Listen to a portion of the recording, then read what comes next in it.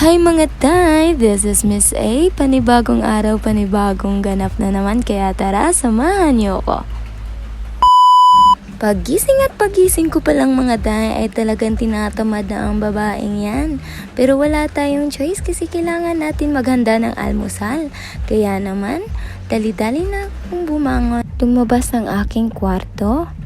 Yan na ay hinahanap ko nga si mama kung saan, pero naririnig ko si mama nasa kusina parang nagluluto. Kaya naman pumbinuntahan ko at yan, nagluluto na nga siya at patapos na siya. Kaya naman ang laking nangiti ko diyan. Salamat! Lumabas na nga lang ako para maglaba na sana. Kasi plano ko kahapon na ngayong araw ako maglalaba. Kasi natambak na nga ang aking maruruming damit. At hinanda ko na nga yun kahapon. Pero paano ako maglalaba kung kasing sama ng ugali mo ang panahon ngayon? Pasok na nga lang ako ulit sa loob ng bahay. At mamaya na nga lang ako maglalaba pag tumila. Naisip kong maglinis na nga lang muna ng bahay. So dito, una ko ngang nilinisan ang aking kwarto at inuna ko munang ligpitin at ayusin ang aking higaan. Kasi minsan ko na nga lang talaga maayos to dahil wala ng oras pag araw ng pasukan. Sa mga oras na yan, mas iniisip ko kung paano ko malalabhan ang aking mga damit at may pasok na nga ako bukas. Sa oras na yan, sobrang lakas pa nga ng ulan at tila bang walang planong tumila.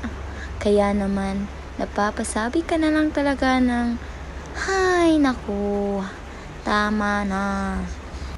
So balik nga tayo dito sa aking ginagawa. So pagkatapos ko ngang maayos ang aking higaan ay isinunod ko na ang aking study table. Dahil dito nga talaga ang laging makalat.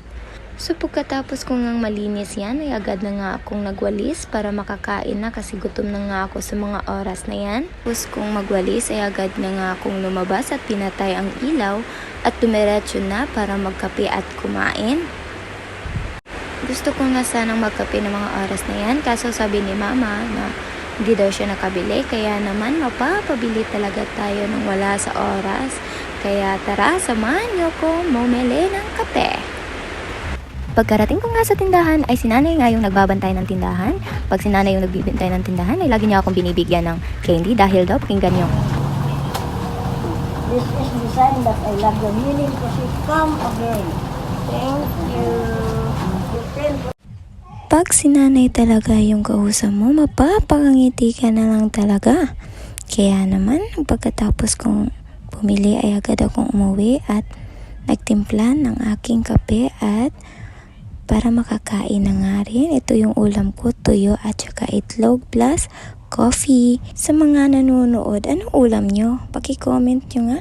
Baka pareho tayo. Pagkatapos ko nga kumain ay agad na nga rin akong naghugas ng plato. So habang naghuhugas tayo ng plato, ay ikukwento ko sa inyo kung bakit ako naging vlogger sa araw na ito. So dahil nga wala tayong pasok today, naisip kong mag-vlog na lang ng A Day in My Life. Dahil nga karamihan dito sa Mindanao ay mga vlogger na rin. Kaya naman dahil ang gitara ang babaeng to, at gusto na rin lumaman. Kaya naman magkikisali na nga rin. Ito yung kauna-unahang vlog ko, kaya pakisupport naman. So pagkatapos kong manghugas, mga alaga ko naman ang aking papakainin. Eto sila. Dahil eme lang kapatid ko, kaya ako na lang ang nag-alsa ng tubig. Pero hindi ko kinaya, kaya iniwan ko na lang ulit.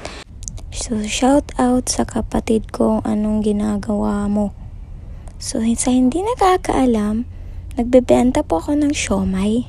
Dito lang po sa bahay. At rice cooker lang po yung ginagamit ko kasi pambahay lang din naman po. And okay naman po yung resulta. Nagre-request yung mga cousin ko kasi na magluto ako ng siomay. Kaya extra income na nga rin po ito. So, lagi nga itong sold out tong siomay ko. Kasi masarap nga daw yung chili garlic na gawa ng boyfriend ko. Kaya naman hindi ito naabutan ng hapon at yan na nga order ni mama. As you can see, ito na lang po yung natira. Maraming salamat sa lahat ng bumili. Dahil nga walang plano ang ulan na huminto, ako na lang muna ang hihinto. Matutulog na nga lang muna at mamaya ko na lang lilinisan yung ibang parte dito sa bahay. Abangan nyo na lang ang part 2 sa video na ito. Paki-like, share, and follow. Yun lang. Salamat! Bye!